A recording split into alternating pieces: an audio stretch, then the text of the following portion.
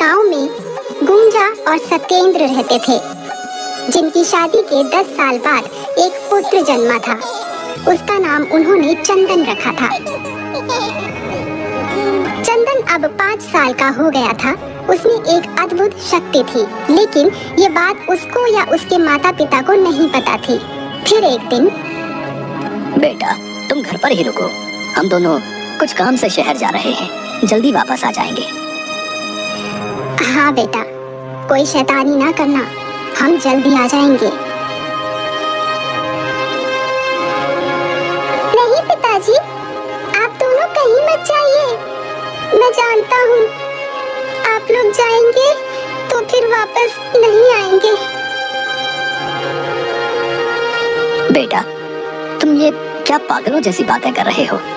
हम बोल रहे हैं ना, हम जल्दी वापस आ जाएंगे, और तुम्हें साथ नहीं ले जा सकते क्योंकि वहाँ बहुत भीड़ होती है। बेटा तुम परेशान हो जाओगे। नहीं पिताजी, आप दोनों कहीं मत जाइए। चंदन को छोड़कर दोनों काम के लिए निकल जाते हैं। रास्ते में उन दोनों का एक्सीडेंट हो जाता है और उनकी मृत्यु हो जाती है।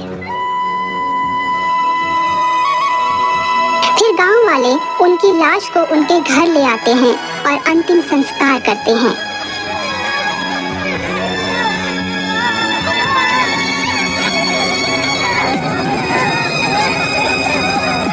इस घटना के बाद से गांव वाले चंदन को अभागा कहने लगते हैं। अरे ये तो अभागा है, अपने माँ बाप को खा गया ये तो। कुछ सालों बाद चंदन अब शहर जाकर मजदूरी करके अपना पेट पालने लगता है।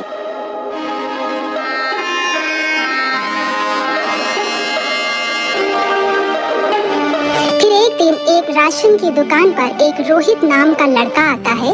वो बहुत भूखा था, इसलिए वो वहाँ से एक बिस्किट का पैकेट चुरा लेता है और उसे ये करते हुए उस दुकान का मालिक देख लेता है। ए लड़के, तूने क्या चुराया? दिखा अपना हाथ। यहाँ चोरी करने आया है? दिखा दिखा मुझे, दिखा। नहीं साहब, मैंने कुछ नहीं चुराया। मैंने तुझे देखा है चोरी करते हुए, अब झूठ बोलता है। वहीं खड़ा चंदन ये सब देख रहा था और उसे पहले से पता था कि क्या होने वाला है, क्योंकि चंदन को होने वाली कोई भी घटना पहले ही पता चल जाती थी। इधर रोहित ने जो बिस्किट चुराया था उसे रोहित ने गायब कर दिया था, इसलिए दुकानदार उसे पकड़ नहीं पाता। हो गई आपकी तसल्ली? मैंने कहा था ना, मैंने कुछ नहीं चुराया। लेकिन मैंने देखा था, ऐसा भला कैसे हो सकता है? जादूगर है क्या तू? अरे साहब, क्या आप भी कल रात की चढ़ाई हुई दारू अब तक उतरी नहीं है? कुछ भी बोले जा रहे हो। क्या? मैंने तो कल शाम पी नहीं थी। और वो वहाँ से चला जाता है।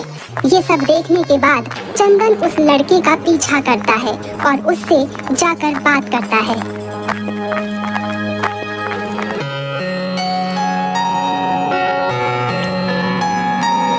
सुनो भाई, तुम भी कुछ मेरी तरह ही लग रहे हो।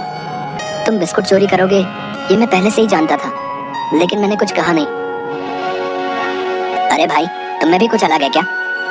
मुझे तो मेरे माँ बाप ने घर से निकाल दिया, इसलिए मैं भटक रहा हूँ। तुम क्यों भटक रहे हो? चलो रास्ते में बताता हूँ।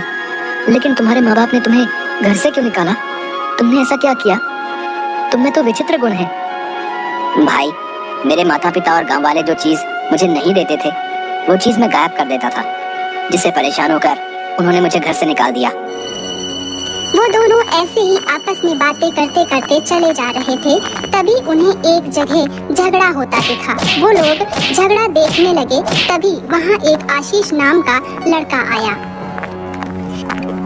भाई लोग, तुम दोनों क्यों झगड़ रहे हो? ए, तुम बीच में मत बोलो। आशीष वहीं खड़ा रहा और वो लोग झगड़ा करते रहे। दोनों में झगड़ा बढ़ते बढ़ते मार काट करने की नौबत आ गई। तब आशीष ने उन दोनों के हाथ पकड़कर उनको सब कुछ भुला दिया कि वो दोनों झगड़ा क्यों कर रहे थे। अरे भाई, हम यहाँ क्यों खड़े हैं और यहाँ भीड़ क्यों लगी है? अरे यार, मुझे ऑफिस जाने के लिए लेट हो रहा है और मैं यहाँ खड़े खड़े बातें कर रहा हूँ। ये क्या हो रहा है? सभी लोग फिर अपने अपने काम पर लौट जाते हैं,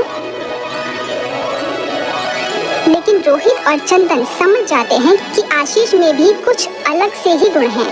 फिर वो दोनों आशीष से बात करने लगते हैं।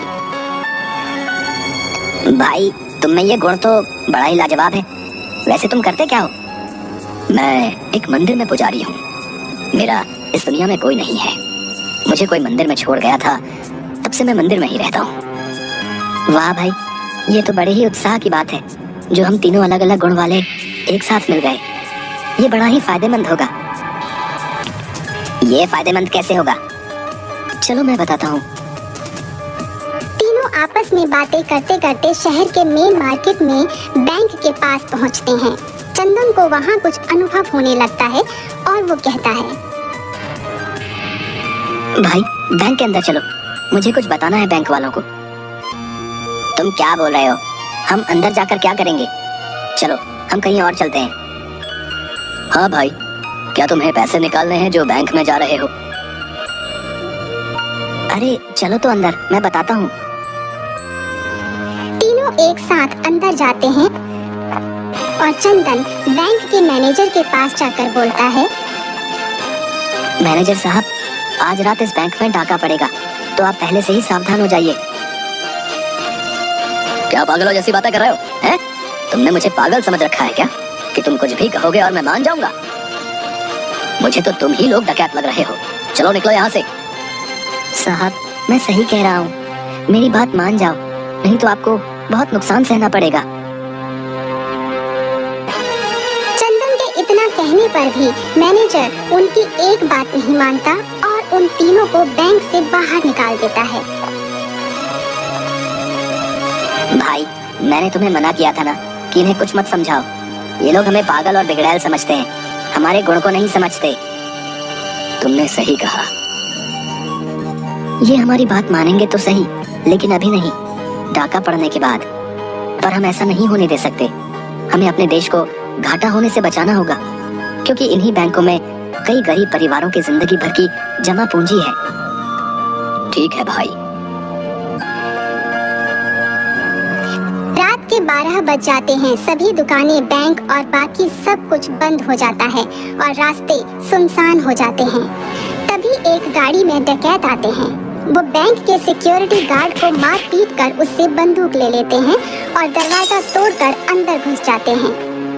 उनके अंदर जाने के बाद सिक्योरिटी गार्ड पुलिस को फोन कर देता है और पुलिस वहां आ जाती है, पर पुलिस उन डकैतों का कुछ नहीं कर पाती। ये खबर बैंक के अधिकारियों तक पहुंचती है, तो वो भी वहां इकट्ठा होते हैं और तभी ये तीनों भी वहां पहुंचते हैं। देखा साहब, मैंने सही कहा था, लेकिन आपने मेरी बात पर विश्वास नहीं किया।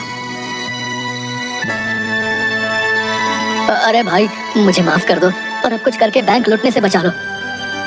हाँ साहब, हम लोग इसीलिए यहाँ रुके थे। आपके कहे बिना भी हम जनता के बैंक को लूटने नहीं देंगे। चलो भाई, हम अपना कर्तव्य निभाते हैं।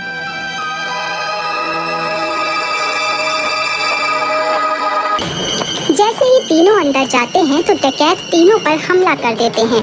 तीनों को गन पॉइंट पर रख देते हैं। ये देख बाहर खड़े मैनेजर और सभी पुलिसकर्मी डर जाते हैं कि अब क्या होगा, कैसे बैंक बचेगा। तभी अरे भाई, हम लोग तो दूसरे को बचाने आए और खुद ही मुसीबत में फंस गए। बचाओ बचाओ बचाओ, दरोगा साहब बचाओ। बाहर खड़े पुलिसकर्मी भी सभी हंसने लगे और उन लोगों को हंसता देख मैनेजर भी सोच में पड़ जाता है। क्या मैनेजर साहब, आप तो कह रहे थे कि ये जादुई व्यक्ति हैं, हमें बचा लेंगे। ये तो खुद ही सहायता मांग रहे हैं हमसे। अरे सर, मैं क्या बताऊं, ये लोग खुद ही तो कह रहे थे कि हम जनता के बैंक को लूटने नहीं देंगे। बाहर खड़े सभी पुलिसकर्मियों को हंसता देख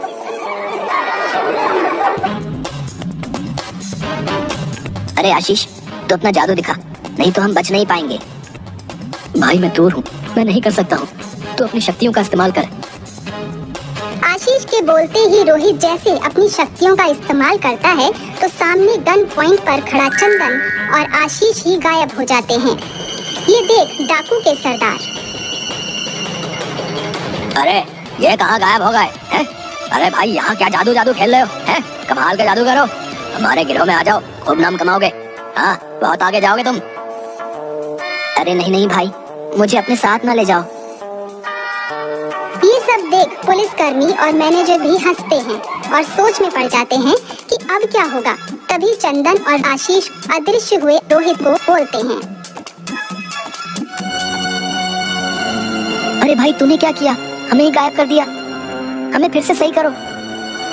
जैसे ही डकैत लोग बैंक लूट कर सारे पैसे ले जाते हैं और साथ में रोहित को भी, तभी आशीष अदृश्य हुआ उनके पास उन्हें पकड़ उन्हें भुला देता है कि वो वहाँ क्यों आए थे और सोच में पड़ जाते हैं। अरे चंदू, हम यहाँ क्या कर रहे हैं और इस लड़के को क्यों पकड़ के ले जा रहे हो भाई? अरे सरदार, पूरा सर चकरा रहा है, जैसे ज्यादा चढ़ा ली हो।